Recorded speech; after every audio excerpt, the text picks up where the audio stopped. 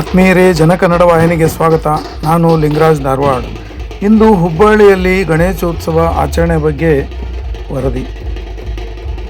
ಹುಬ್ಬಳ್ಳಿ ಇಲ್ಲಿನ ರಾಣಿ ಚೆನ್ನಮ್ಮ ಮೈದಾನದಲ್ಲಿ 3 ದಿನಗಳಿಂದ ಪ್ರತಿಷ್ಠಾಪಿಸಿದ್ದ ಗಣೇಶ ಮೂರ್ತಿಯನ್ನು ಶುಕ್ರವಾರ ಸಡಗರ ಸಂಭ್ರಮದಿಂದ ವಿಸರ್ಜಿಸಲಾಯಿತು. ವಿವಿಧ ಕಲಾ ತಂಡಗಳಿಂದ ಮೆರವಣಿಗೆ ಕಳೆಗಟ್ಟಿತು. ಶ್ರೀರಾಮ ಹಾಗೂ ಶ್ರೀ ಹನುಮಾನ್ ಪ್ರಕೃತಿಯ ಬೃಹತ್ ಮೂರ್ತಿಗಳು ಮೆರವಣಿಗೆಯ ಮೆರುಗು ತಂದವು. ಮಧ್ಯಾಹ್ನ 12ರ ವೇಳೆಗೆ ಗಣೇಶ ಮೂರ್ತಿಯನ್ನು ಟ್ರ್ಯಾಕ್ಟರ್ ಮೂಲಕ ಮೈದಾನದಿಂದ ಹೊರತಂದು ಸಂಗೊಳ್ಳಿ ರಾಯಣ್ಣ ವೃತ್ತದಲ್ಲಿ ನಿಲ್ಲಿಸಿ ಸುಮಾರು 1 ಗಂಟೆಗಳು ಹೆಚ್ಚು ಕಾಲ ವಿಸರ್ಜನಾ ಮೆರವಣಿಗೆ ಚಾಲನೆ ಕಾರ್ಯಕ್ರಮ ಜರುಗಿತು. ಮಧ್ಯಾಹ್ನ 1:30ರ ವೇಳೆಗೆ ಚೆನ್ನಮ್ಮ ಸರ್ಕಲ್ ಮಾರ್ಗವಾಗಿ ಆರಂಭಗೊಂಡ ಮೆರವಣಿಗೆ ರಾತ್ರಿ 8 ಗಂಟೆಯವರೆಗೂ ನಡೆಯಿತು. ಚೆನ್ನಮ್ಮ ಸರ್ಕಲ್, ನಿಲ್ಜಿನ್ ರಸ್ತೆ, ಹೊಸೂರು ಸರ್ಕಲ್ ಮಾರ್ಗವಾಗಿ ಇಂದಿರಾ ಗ್ಲಾಸ್ ಹೌಸ್ ಬಾವಿವರೆಗೆ ಮೆರವಣಿಗೆ ನಡೆಯಿತು. ಮೆರವಣಿಗೆಯಲ್ಲಿ ಅಪಾರ ಸಂಖ್ಯೆಯ ಜನರು ಪಾಲ್ಗೊಂಡಿದ್ದರು. ತಾಳ ಮದ್ದಳೆ, ಜಾಂಜ್, ಡೊಳ್ಳು, ಕರಡಿ ಮಜಲು, ನಾಸಿಕ್ ಡೋಲ್ ಹೀಗೆ ಹಲವು ಬಗೆಯ ವಾದ್ಯ ಮೇಳಗಳು ಮೆರವಣಿಗೆ ಕಳೆ ಹೆಚ್ಚಿಸಿದವು.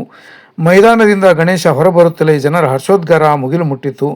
ಮೆರವಣಿಗೆಯ ಹಿನ್ನೆಲೆ ಮುನ್ನೆಚ್ಚರಿಕೆ ಕ್ರಮವಾಗಿ ಡಿಸಿಪಿ, ಎಸಿಪಿ, ಇನ್ಸ್ಪೆಕ್ಟರ್ಗಳ ತಂಡ, ತ್ವರಿತ ಕಾರ್ಯಾಚರಣೆ ಪಡೆ ಎಲ್ಲವೂ ಪೊಲೀಸರು ಬಂದೋಬಸ್ತ್ ನಿಯೋಜಿಸಲಾಗಿತ್ತು. ಈದ್ಗಾ ಮೈದಾನದಲ್ಲಿರುವ ಗಣೇಶೋತ್ಸವ ಅತ್ಯಂತ ಶಾಂತಿಯುತವಾಗಿ ನಡೆಯಿತು. ಸಾವಿರಾರು ಜನರು ಗಣೇಶನ ದರ್ಶನ ಪಡೆದರು. ಪೊಲೀಸ್ ಇಲಾಖೆ, ಮಹಾನಗರ ಪಾಲಿಕೆ, ಸಂಘ ಸಂಸ್ಥೆಗಳು ಸೇರಿದಂತೆ ಎಲ್ಲರೂ ನೀಡಿದ ಸಹಕಾರದಿಂದಲೇ ಇಷ್ಟೊಂದು ಶಾಂತಿಯುತವಾಗಿ ವಿಜೃಂಭಣೆಯಿಂದ ಗಣೇಶೋತ್ಸವ ನಡೆಯಲು ಸಾಧ್ಯವಾಯಿತೆಂದು ಹೇಳಲಾಗಿದೆ. ಅಲ್ಲದೆ ತಮಗಾಗಿ ಹುಬ್ಬಳ್ಳಿಯ ವಿವಿಧ ಪ್ರದೇಶಗಳಲ್ಲಿ ಪ್ರತಿಷ್ಠಾಪಿಸಿದ ಗಣೇಶ ವಿಗ್ರಹಗಳ ಮಾಹಿತಿ ಈ ರೀತಿ ಇದೆ. ತುಳಜಾಭವಾನಿ ಸರ್ಕಲ್, ಕಲಾದ್ಗಿ ಓಣಿ ಮತ್ತು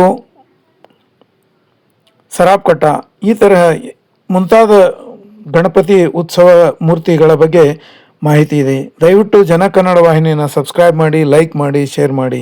ಧನ್ಯವಾದಗಳು.